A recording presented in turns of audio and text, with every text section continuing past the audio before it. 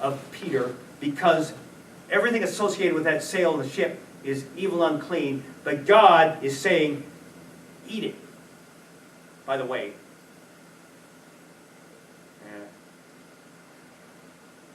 eat what people give you. Eat what people give you. That is just so important. Jesus said, for his followers, eat what they set before you. There's something about eating people's food, even if it's unhealthy, not your preference, don't like it, eat it.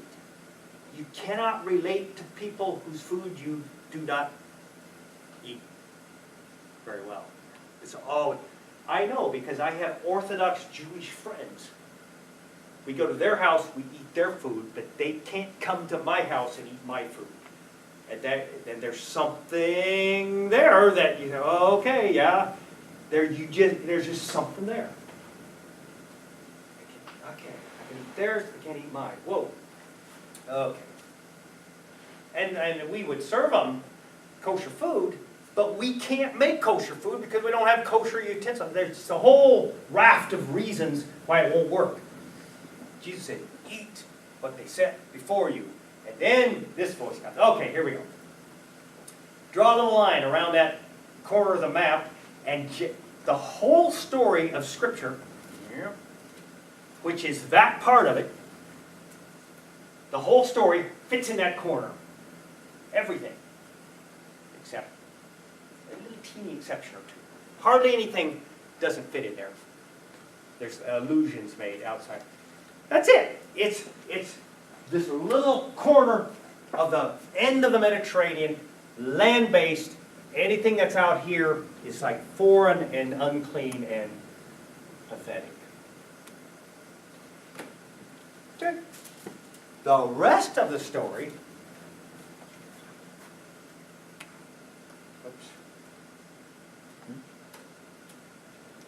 Acts 13:2, almost all of the action has shifted to the western coast of Judea on the shore of the Mediterranean. We just went through a few of those.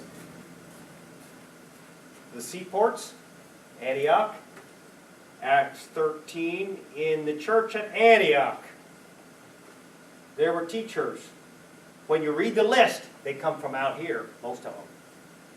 Most of them. The guy from Cyrene, the guy from Niger, which is maybe northern Africa, or maybe down here, we don't know. Cyrene. Okay. Then they select Paul and Barnabas to go out there. Now, of all of the people in that group, Paul, Barnabas, and John Mark, do you know where Paul was born and raised? Tarsus. Let's look at Tarsus is right up there, right on the edge. It's a seaport itself. Paul is the first one we read about, first major player in the drama that is born in a seaport.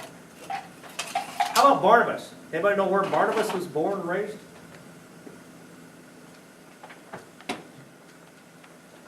What would you guess? Seaport or not seaport?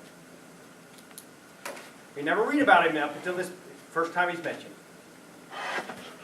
He comes from Salamis, Cyprus, which is a seaport on Cyprus. Cyprus is a thoroughly 102% pagan, I should say. There's a Jewish communities there, but it's thoroughly pagan.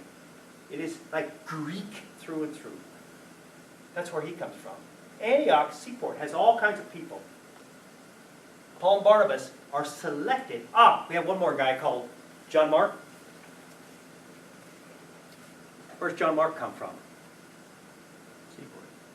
Pardon? Seaport? Where? Seaport. Seaport.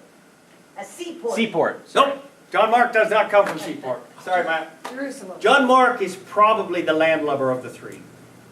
Now, we're going to talk about this a little bit because there's a fascinating study when you look at that whole thing. We'll come back to this later, but we have this now.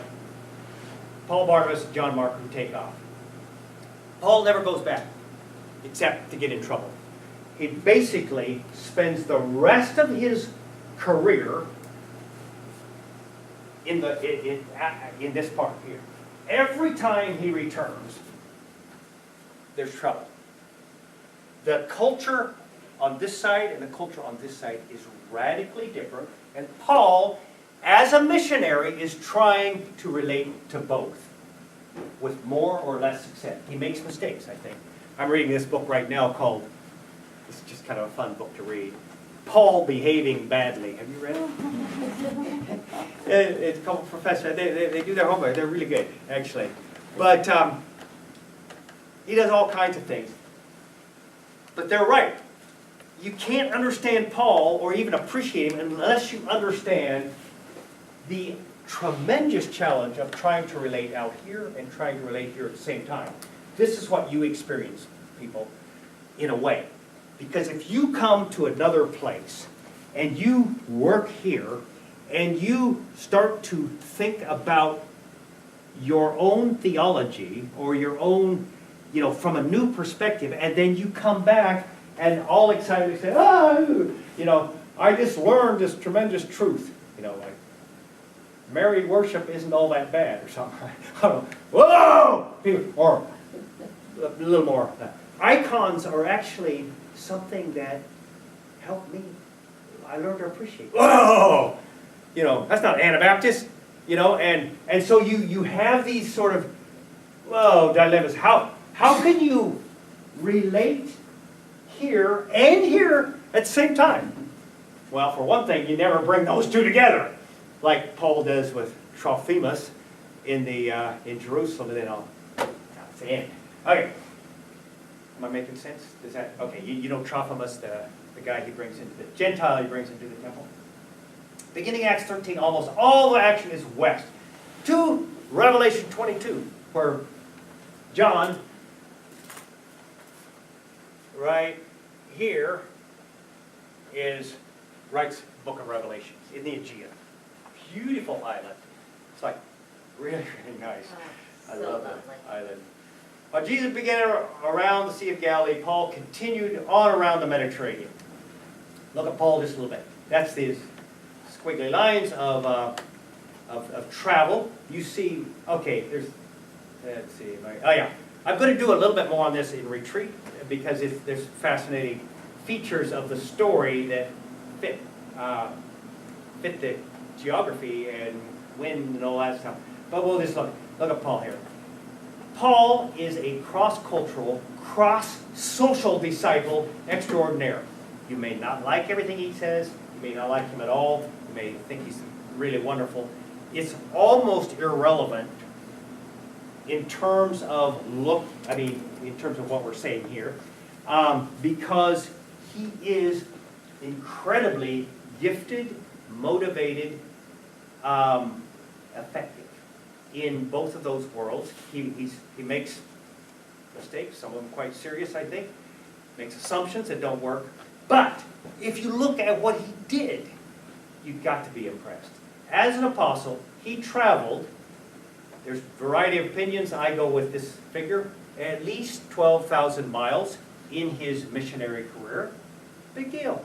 12,000 miles, I do that every year in my car. And he wasn't in a car. You're going 60 or maybe 600, depending on if you're flying.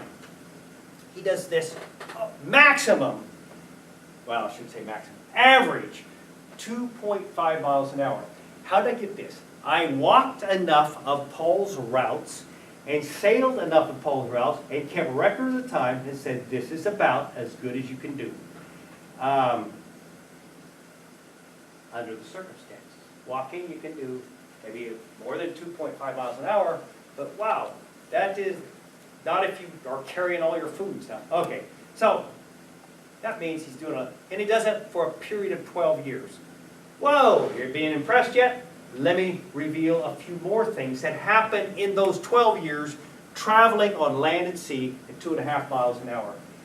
Among them are, well, he spends 2/3 of that 12-year time on seaports and aboard ships.